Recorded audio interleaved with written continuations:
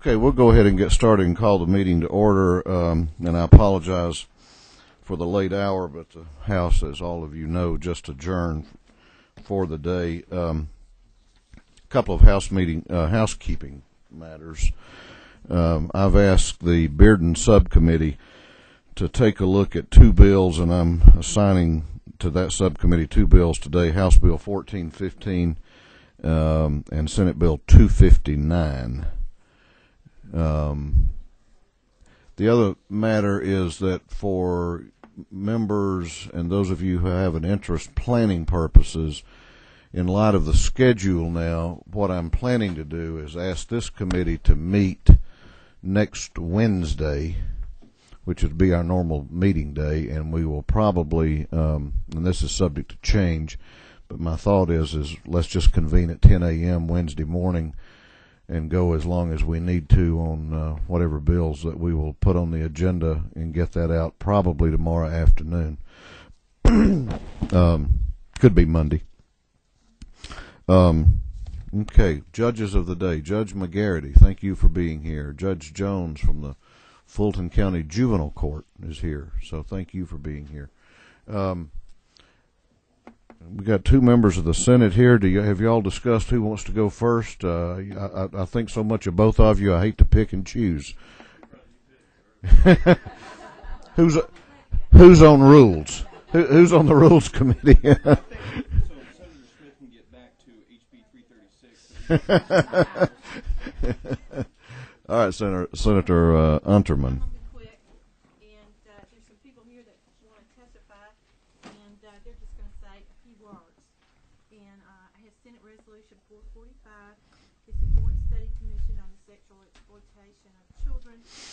This bill was around last year. The only thing I've done different this year was I did put in a Senate study committee just in case this bill failed. Of course, I'd rather have a joint study committee. I feel like it's a very important issue. We have a very strong lobbying group for this. I've since started working with the mayor of the city of Atlanta and her department on the particular bill, and would like to see some legislation come out of the study committee for next year. Okay.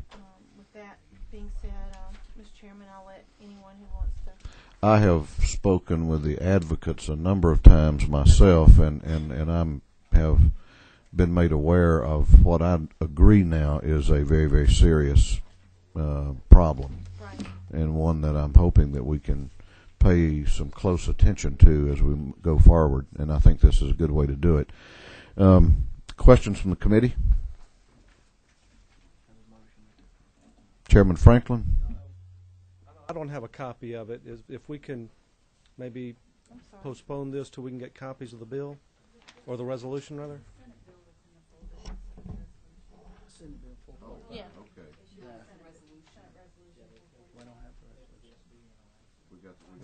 We got a Senate bill, but not a Senate resolution. Okay, we'll remedy that. Any other questions while we're waiting? If you don't have any objection, I'll go ahead and hear from the two who have signed up, and then come back. And if you could remain with us, Senator, just briefly. Yes.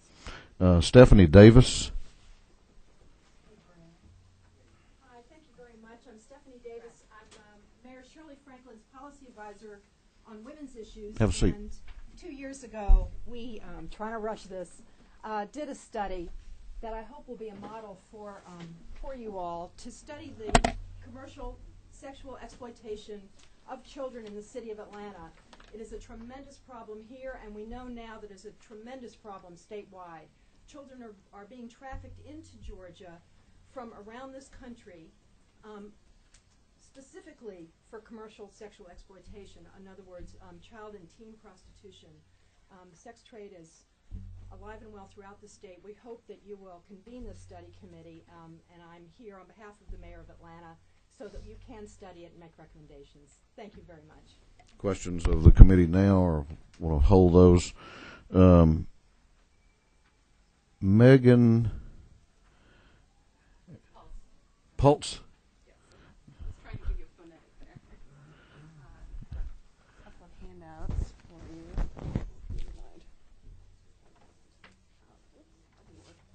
I'm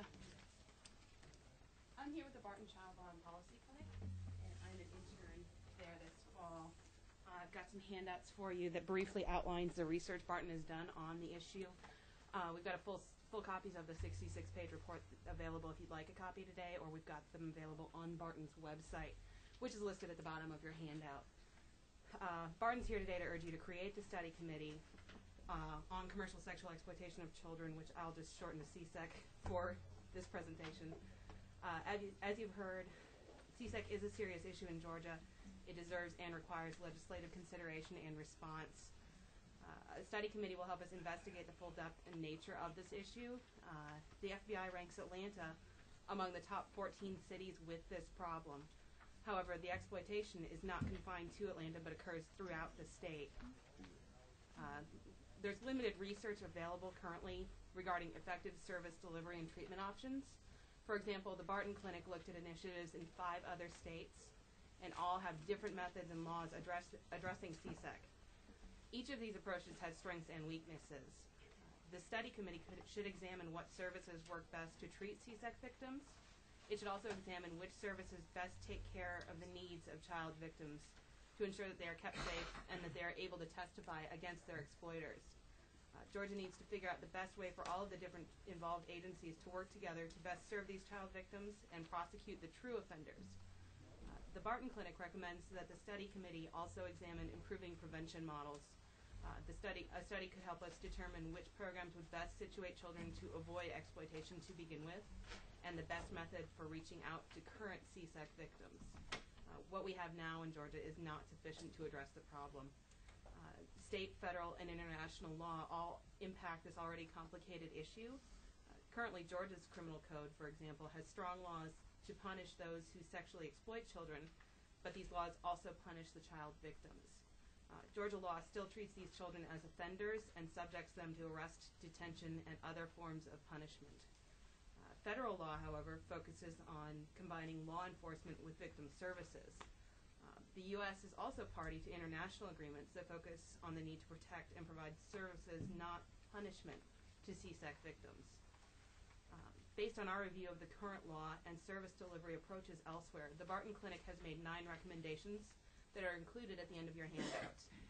We believe that a study committee would be helpful to explore these recommendations further. Please give Georgia's Children a study committee. Thank you for your time. I'm happy to answer any questions you have. If you could stay with us too. All right, does everybody have copies now? Okay. For Senator Unterman. If you could come back around, Senator. Everyone now has copies. And I will go back. Did you have a question, Chairman Franklin? I could. I noticed on the second page where we're now resolving to create this joint study commission. There are 12 members. Yes. 3 appointed by the President of the Senate, 3 by the Speaker of the House, and the Governor has 6 coming from these different organizations or categories. Yes, sir. Is there was there any thought given to having the Speaker of the House appoint 6, the President of the Senate appoint 6, and that these must be included, or the 3 from each side appoint the other 6, No, so sir. that there's a little bit more legislative control of this study commission? I understand what you're doing, but we did not come up with that. No, this was what we came up with. Mhm. I mean, I really don't care Mhm. how they get appointed. I would want to make sure that the legislative body is accurately represented, and Mhm. my other concern would be the physical, because we do anticipate going to other areas of the state, so that would have, an impact. Kind of like we did with the CON. We went to Savannah or someplace, because we have been working with the whole state of Georgia with this issue, because these children are relocating into Atlanta from all over. And not just within Georgia. Right, and we wanted to make sure.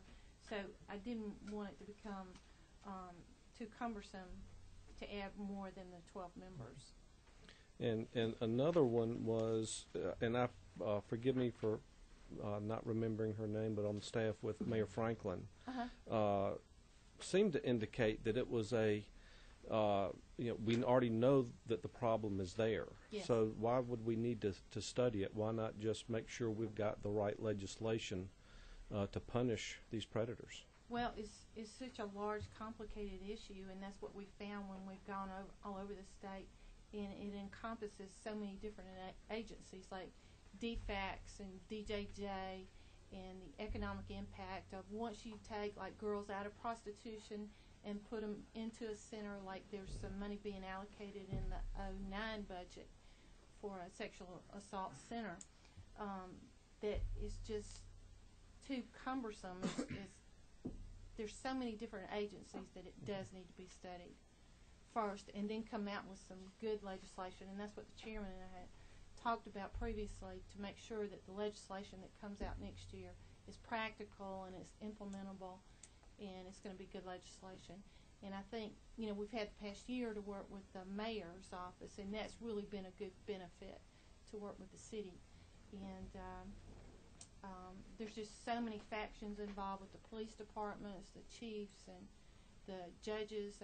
We've had some Fulton County judges that have been really good in assisting us and just collecting the data. We're kind of in the infancy stage of this, and I think it's going to give it time to mature. I think some of the advocates would be fine with doing legislation, but I don't think I would be. I think it needs to be studied and come out with something more concrete and identifiable and practical. Thank you. Okay. I had a similar thought about the makeup of the committee too, and I wish I'd had time before the meeting to look at that issue. But I'm thinking back to the way we appointed the Joint Study Committee on Public Defender system, and you served on that. That was, we designated some of the different groups and let the Lieutenant Governor and the Speaker make an equal number of appointments. I don't think there were any executive branch appointments on that, were there? So might want to talk later about, before we complete the process, on looking at that. That's fine with me. I have no preference as long as we get the representation from the different groups. Yep, absolutely. Sure. Okay. If we have further questions, is that you, Representative Ramsey? Yes. Senator, thanks for bringing this forward. Just out of curiosity, what are we doing right now if there's a bust of a child prostitution ring? What are we doing to help the children that have been victims of it to get back on their feet and get their life straightened out? Well, we're not doing a whole lot, and unfortunately I'm on that subcommittee for DHR that writes the money for it, and right now we do have a few beds inside of Atlanta where we can remove them off the street and they can go into rehabilitation, but it's only a few beds, and this is like a major problem that we need an independent center for them to be able to go to, because it's very difficult to get them back off the street and keep them off the street. You can take them off, you can put them in jail, or you can put them in a center, but the problem is they migrate back if they don't have resources. Well, and I suspect a lot of these children are runaways or have been taken from their homes and really don't have anywhere to go back other than the streets if they're released out of the system. Right. So, Right. okay. Well, Mr. Chairman, at the appropriate time, I'd like to be recognized for a motion. More questions, but I will come back to you. Representative Byrd. Yes, thank you for bringing this. I'm just trying to figure out, too, are these children being kidnapped and sold into this, or are they all runaway children? Could you explain to me how we know? What I understand so far is that they are runaway children.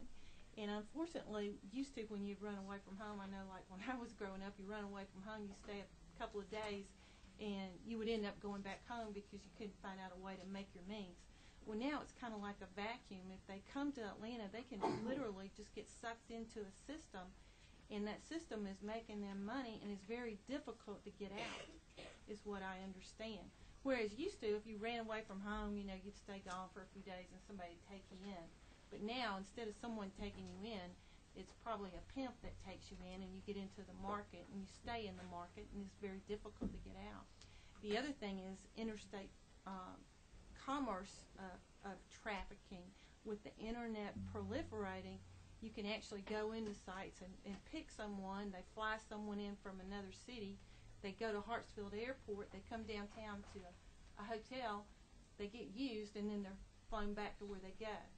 So it's a bigger issue than what we actually know about, and that's why I say I think it's good to take this time to study it and to implement new laws and laws that will actually take place.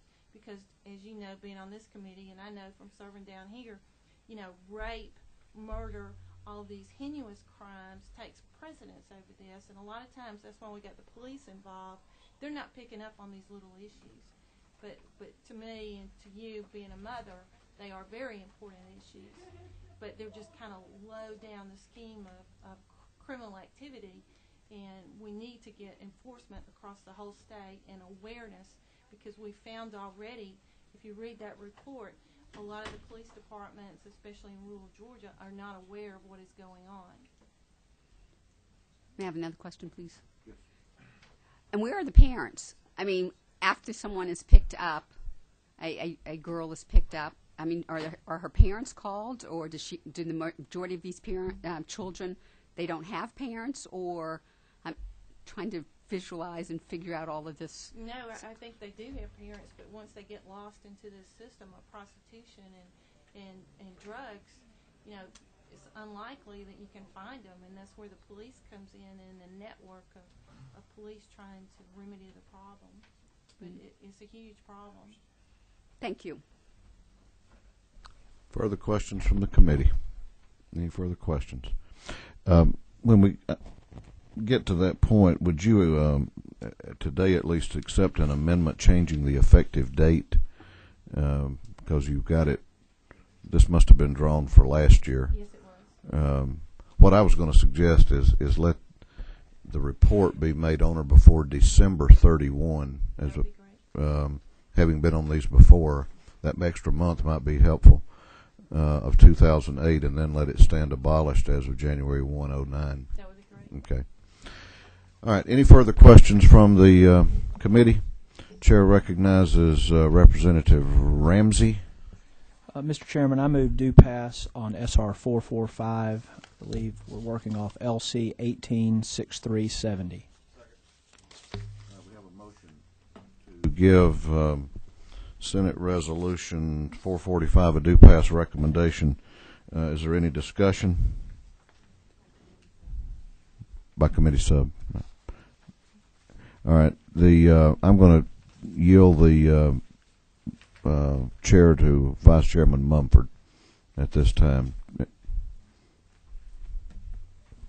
All right, there's a motion on the floor. All those in favor? Oh, no, I want to be recognized. Oh, I'm sorry. I didn't know that's what you were doing. All right, I'd like to recognize the chairman to speak to the bill. Mr. Chairman, I would like to move to amend SR 445 on page 3, line 1, to change the date from December 1, 2007 to December 31, 2008, and then at the end of that line changing December 1, this continues on to line 2, December 1, 2007 to January 1, 2009. All right. Is there any objection to the amendment? Author accept the amendment? Yes, it is. All right, we'll consider that to be an accepted amendment and make this a committee substitute. Okay. I'll call. Thank you. All right. All right. Any further discussion on the motion? Any further discussion? Hearing none. All in favor of the motion, please indicate by raising your right hands.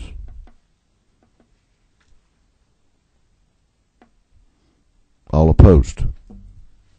Motion carries. Thank you very much, Senator. Thank you. I appreciate it. And I would like to talk to you before we get through rules on just who appoints who. Exactly. I'll be glad to.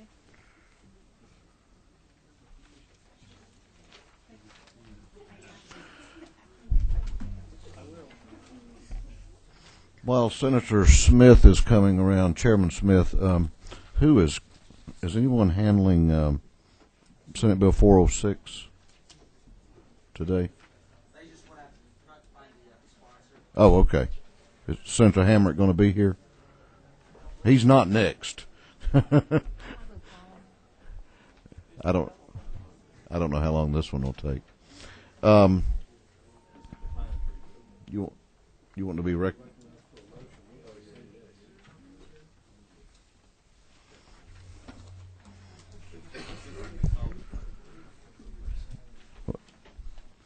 Well, I'm going to give Senate Chairman Smith, who's always courteous and professional with me, the opportunity to at least present it before I recognize you for a motion. Sounds like the winds are blowing favorably here. I'll be brief. And I'm going to step down here shortly. I've got to go to Senate Rules, and Vice Chairman Mumford is going to. I've asked him to chair the remainder of the meeting. Chairman Smith, glad to have you with us. Thank you, Mr. Chairman and members of the committee. The purpose of Senate Bill 54 is to make gender neutral the description of the crime of incest in the code. When the statute was originally written, it contemplated crimes between the sexes, not within the same sex, and we have crafted this to make those issues gender neutral, so that a father could be convicted of incest, for example, if he commits the crime of incest by sexual intercourse or sodomy against a child, either male or female, not just the daughter. And we've made that similar change throughout the 6 subsections of the bill. And the only change that was made last year in committee was on subsection 3, changing the phrase to be really sibling with another sibling. We thought that was sort of implicit in that subsection. We passed it, but I certainly have no objection if the House wants to continue that change, and did not have any objection last year to it. Thank you, Chairman Smith. Questions of the author? No one has signed up to speak on this. We had a rather lengthy discussion on this subject matter a couple of weeks ago, so I think all right. Any discussion? Any questions of the author? Recognize Chairman Franklin. Move to pass by substitute. We have a motion that Senate Bill 54 be given a due pass recommendation. Is there any discussion on the motion? Any discussion on the motion? All in favor of the motion, please indicate by raising your right hands. All opposed? Thank you very much. Thank you, Mr. Chairman and members of the committee. Oh, I'm sorry. Who's going to handle this for you? I believe I don't have a designated House sponsor. I think it seemed like last year maybe you were going to carry it for me, but I haven't talked to you this year about it. Do you want me to report to you by tomorrow on that? That's fine. Okay. Yeah.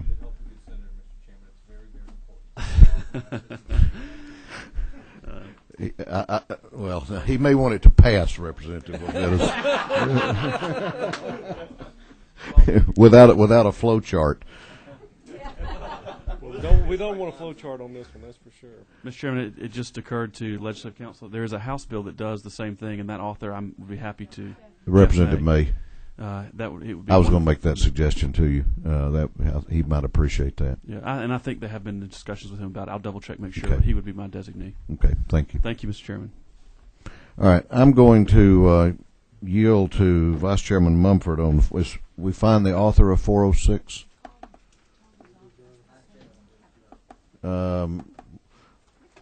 Well, would you call and leave him a voicemail that I'm not going to ask my committee members to stay here while we wait on him.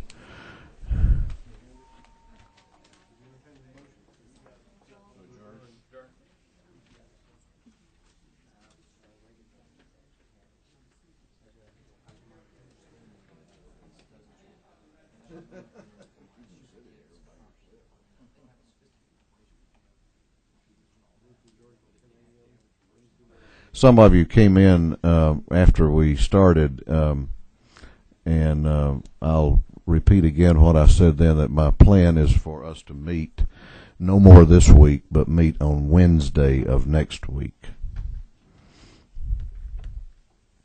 And we'll get you out an agenda.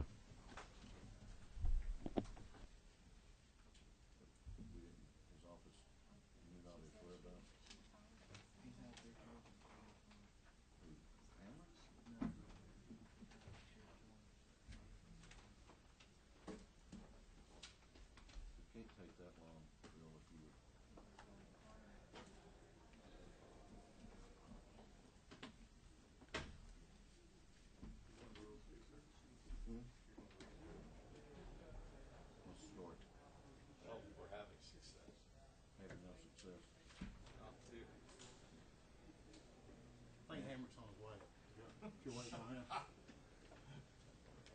Well, I won't wait long. Okay.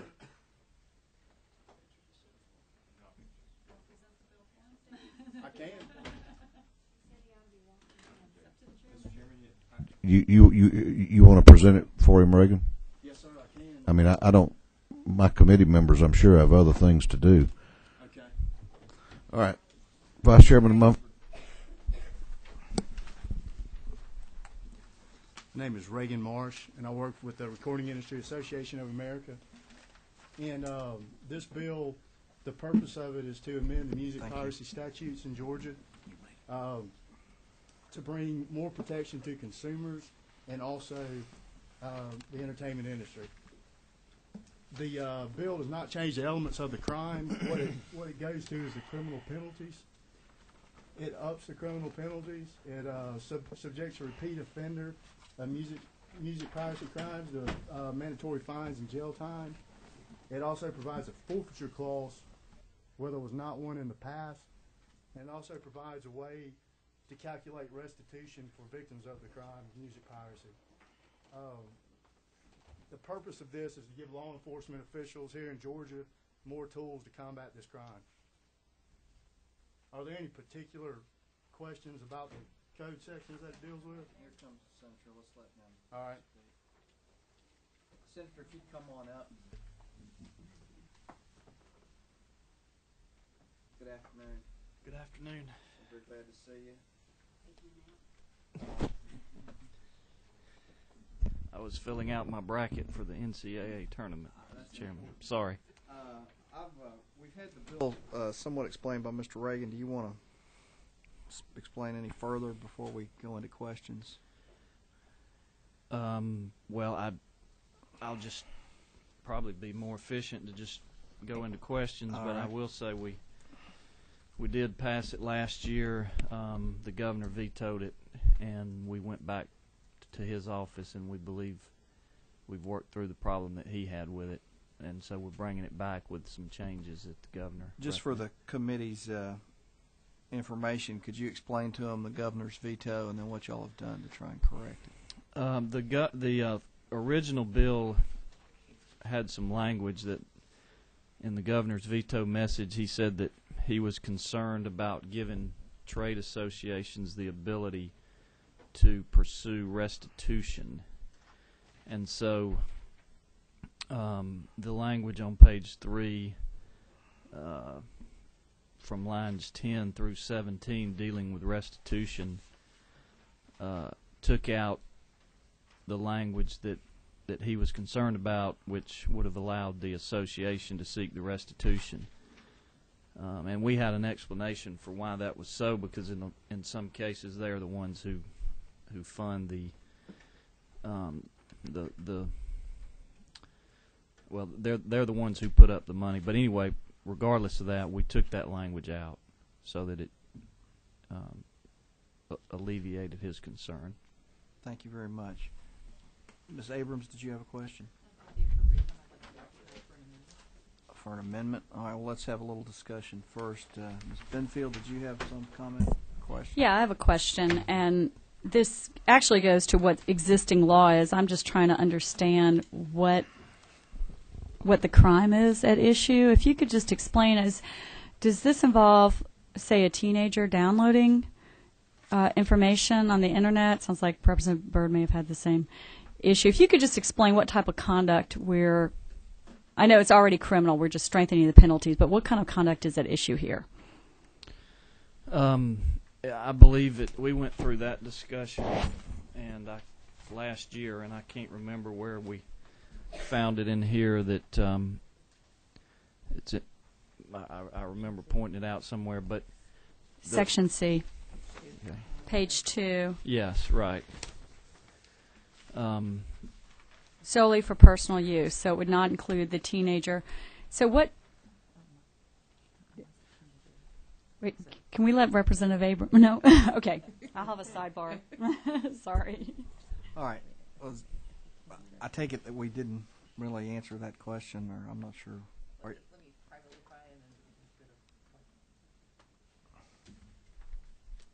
All right, is there any further question from any member of the committee? I don't see any on here at the present time. I'm going to recognize Ms. Abrams. I think you said you had an amendment. Sorry. Yeah, I guess you do. Sorry, keep missing that. Is there any further discussion from members of the committee about this matter? What is the will of the committee? All right, Mr. Levitas. I have a motion to move to pass LC 293187S SCS. And I think I saw Mr. Ramsey second that. All right, we have a motion that's second. Are there any amendments? I move that we strike lines 3 and 4 on page 3.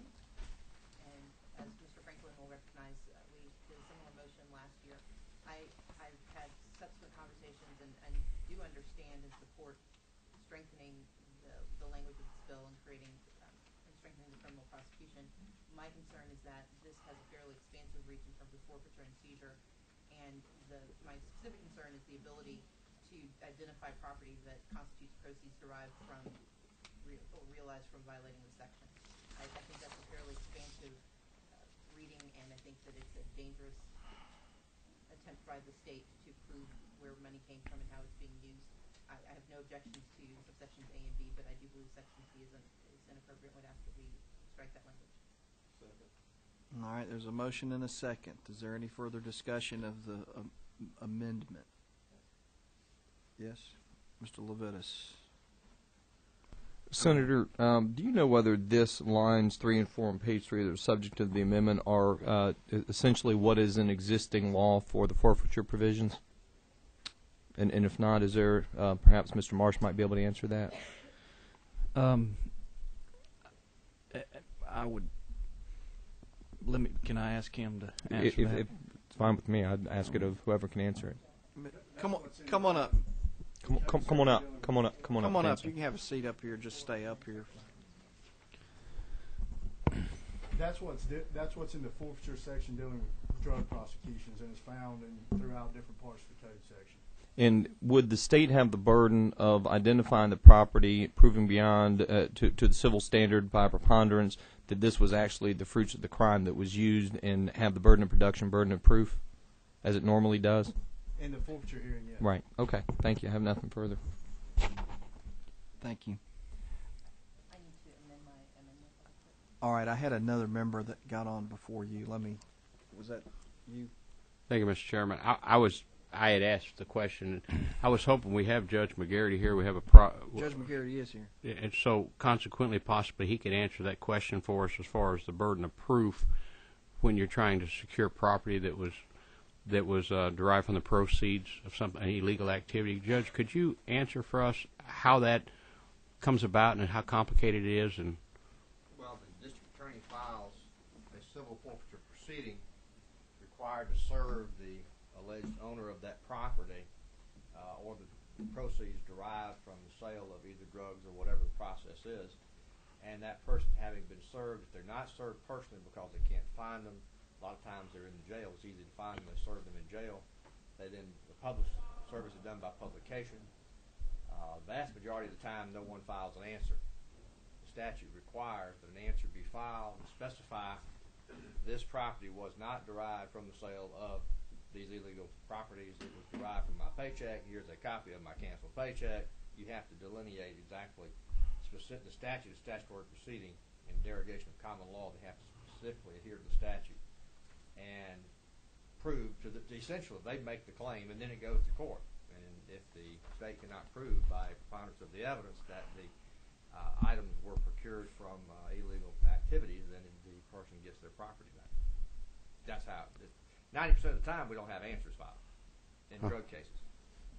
yes, sir. So, if I could follow up, Mr. Chairman. So, if the person had an income earning them $100,000 a year, you're looking at they had property that could be justifiably paid for with that income, and they're looking at the fact that maybe they sold stuff, and the only evidence you can find is maybe they sold $8,000 or $10,000 worth of stuff. You're not going to go try to seize their home, I assume, in that situation. I don't, unless you can prove, you got to have some evidence that the home was derived from that illegal activity, and I haven't had a house forfeiture ever in 12 and a half years. Thank you, sir. All right, are there any other questions? Thank you, Judge McGarity. Any other questions from a member of the committee? I'm going to recognize Ms. Abrams to amend her amendment. Following Mr. Levitus's example today, I need to fix line 36. That is a terrible example. And actually add the word or at the end of line 36 after the semicolon. On page 2. On page 3, strike through the word or at the end of line 2.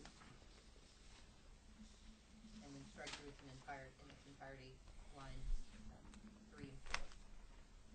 All right. And if I can add one additional point, I would suggest to this committee that music piracy, while certainly not activity that we would like to encourage, should not rise to the level nor be held comparable to drug sales, and would argue that using language that is wholly pulled from our drug forfeiture language may be an overreach by this committee. Thank you. I had somebody down here. Which one is it? Mr. Levitus? Mr. Chairman, and I respect what Representative Abrams is trying to do. I would just say that I think it's appropriate at any time that we have somebody benefiting from the fruits of the crime to remove that. Not only, it's not enough to put somebody on probation, but to say that if you earn money, if you take money from illegal activity, we're going to take every penny that you made and everything you poured that into and take it away from you, because that's unlawful, that was ill-gotten gain, and it sends a strong message to the folks who think no big deal. They may put me on probation, but if I make $20,000, $50,000, $100,000 off of this, I'm willing to run that risk. And this just says, in addition to whatever criminal penalties, you're going to lose the benefits of your crime as well. So I would urge the committee members to vote against this amendment. Thank you. All right. Further discussion, Mr. Franklin. Thank you, Mr. Chairman. If I understood the judge correctly, if they send you a notice that this property is subject to forfeiture, then the burden of proof is on you to prove that it was not gotten through criminal activity. Because if you don't send them any documentation that it was not gained through illegal activity, then you've basically defaulted and you've lost your stuff. Is that not correct? Well, we have Mr. Spahos here, and I might ask him to comment. I'm sure he's somewhat familiar with this, and Judge McGarity may want to get back into this. The burden does not shift. Yeah, I was about to tell you, the burden does not shift, but there is, once they file a forfeiture, you are required to file an answer, and like the judge pointed out, many times no answer is filed. That may be because there's no way to file an answer without incriminating yourself or opening you up to further investigation of whatever your defenses or assertions might be. Would probably be the primary cause. But I can tell you in the drug forfeiture... Can you just say, I deny this allegation, and that be your answer? Well, no, it's more like the judge mentioned. You pretty much have to start going into what your resources are and where your income comes from to explain. So the burden is on you. The burden does not shift in court, but you have to file. It's a civil matter, so it's not a criminal matter. It's a civil matter. You're required to come in and make a proffer or a proof of where you claim that these things came from. Now, I can also tell the members of this committee. I mean, I know that sometimes these things are quite broad. I mean, I've known of cases where they took the quilts off the bed, grandma's quilt and things like that. So there can be a lot of things that are taken that may not be directly related. The microwave, the PS3 game, those sorts of things are not unusual to see seized in a drug area. If I might clarify this with Representative Franklin, in these type civil proceedings, you don't have the process of the Civil Practice Act. So what the statute's attempting to do is, instead of saying the defendant comes in and says, "That's mine, you can't take it," and then you go to court and you don't have any idea what he or she is going to say, why that's mine and you can't take it. It simply says, okay, you say it's yours, go ahead and delineate how you intend to show that it's yours, so that we don't have discovery items, we don't have depositions, it's a very truncated procedure. It's You're quick, trying too. Yeah, very quick. You're trying not to have to spend 6 months forfeiting $600. Okay, so you simply don't have someone going to a deposition where you would find out how they exactly claim that. That's what happened in a normal civil process, civil case. And so you're not doing that. And that's why I think the statute says, and it was passed by the House and Senate, the statute that's in existence, to simply say, if you say this is yours, tell us how it's yours. If you got a canceled check, paycheck, attach it. If you got a bank statement shows you drew that money out that day, attach it. It simply shortens the process for finding out why you say it's yours. And you find a lot of times if they can prove it's theirs, that's the end of the case. The DA won't go forward. They'll drop the case, you give you your property back. So it doesn't shift the burden. The burden's still on the state to prove by preponderance of evidence that they're entitled to the forfeiture. Well, Did you have a follow-up, well, Mr. Franklin? Somewhat. I've heard several people say that this is a civil matter, but yet on page 2, lines 18 and 19, every person convicted of violating this code section shall be guilty of a felony. And that doesn't sound like a civil proceeding to me. That sounds more like a criminal proceeding in this same code section. Well, if I might try to answer that is the criminal violation. They are laying out an additional forfeiture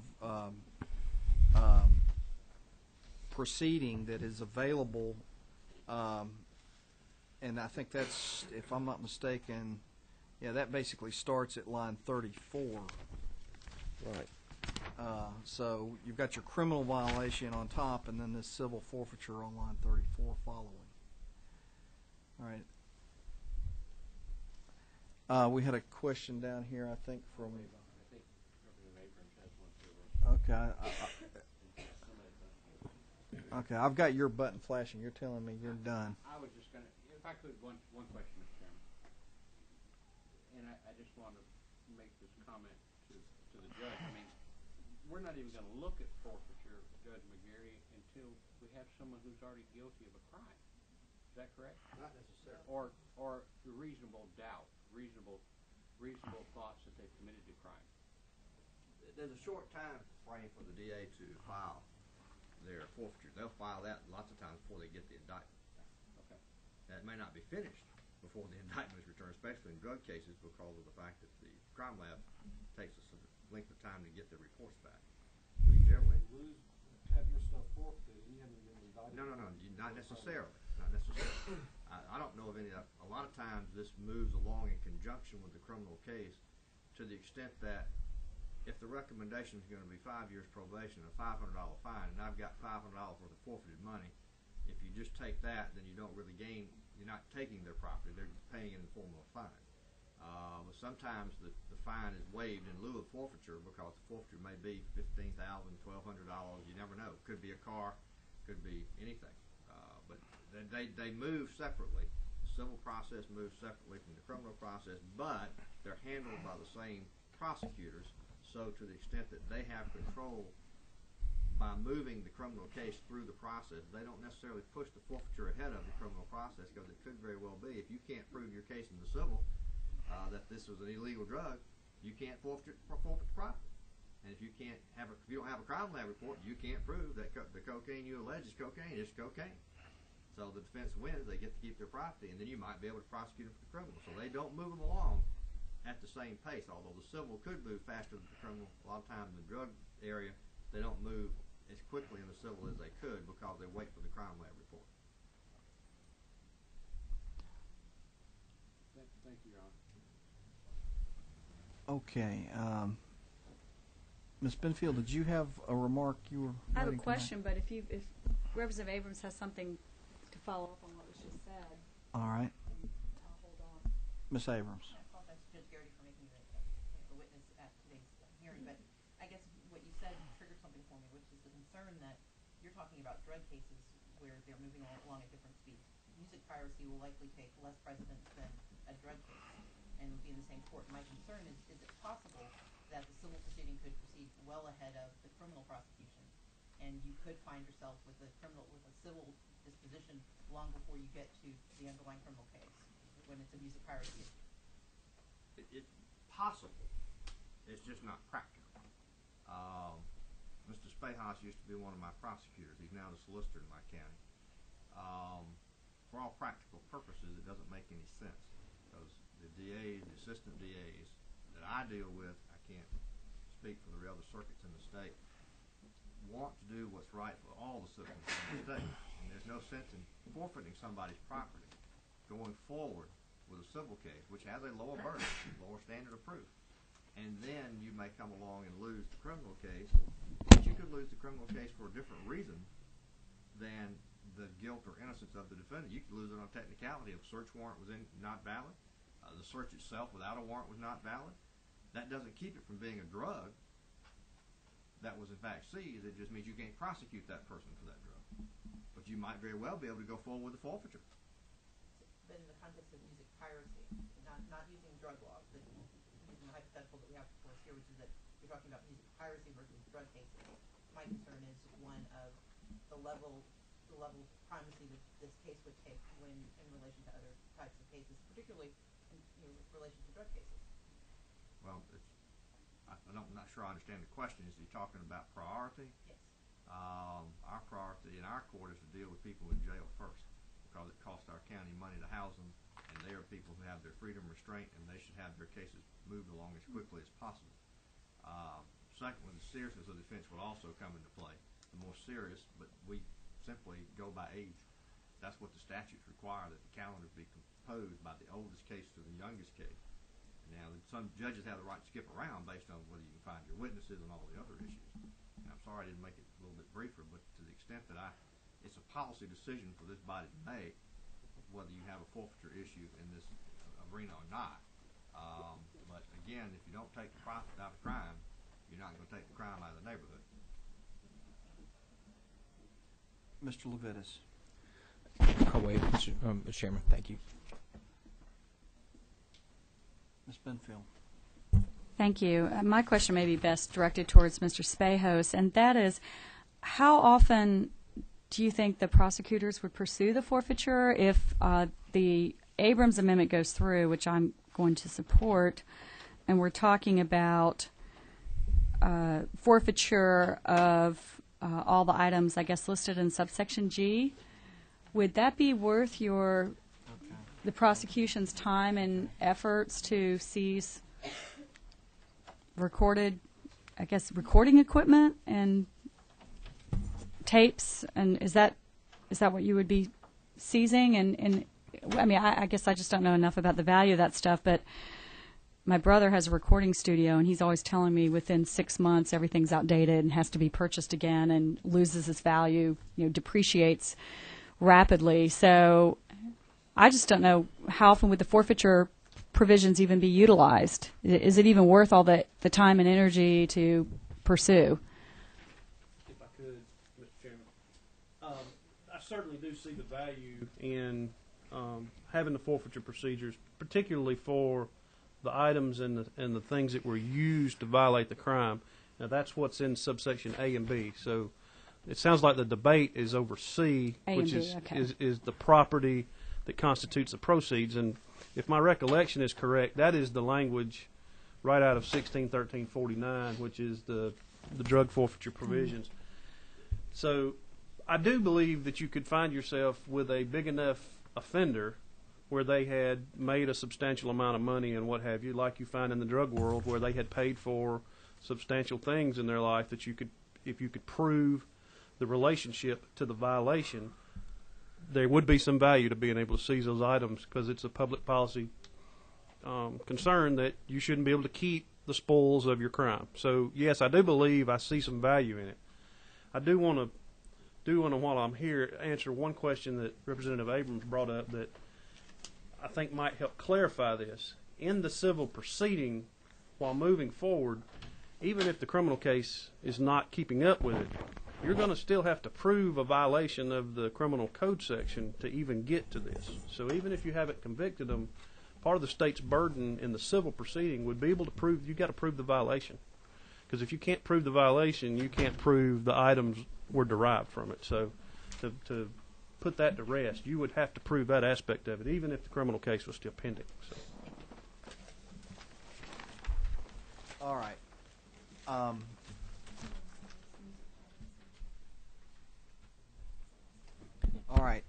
Are there any other? Is there any other discussion? There is an amendment that is now ready for a vote. If there's no further discussion, I believe it was seconded. Is that correct? All right. Okay. If there's no further discussion, all those in favor of the Abrams amendment, raise your right hand. I tell you what, Mr. Chair, I apologize. I'm going to step out of this. All right. It looks like it's what, 3 to. Are you voting? Me? Yeah. You haven't asked for voting against. Okay. All right. I just checking. So it's 3. All right. All those opposed. 3, 4. All right. The amendment has failed. All right. There is a motion that was made on the bill. That would be LC 293187S SCS. Is there any further discussion of the bill? All right. If there's no further discussion, all those in favor of a do pass recommendation on the bill, raise your right hand. All those opposed. All right, seems to have passed. Now, I think that concludes our business today. Is that correct? Thank you, Mr. Chairman. Members. Thank you, Senator.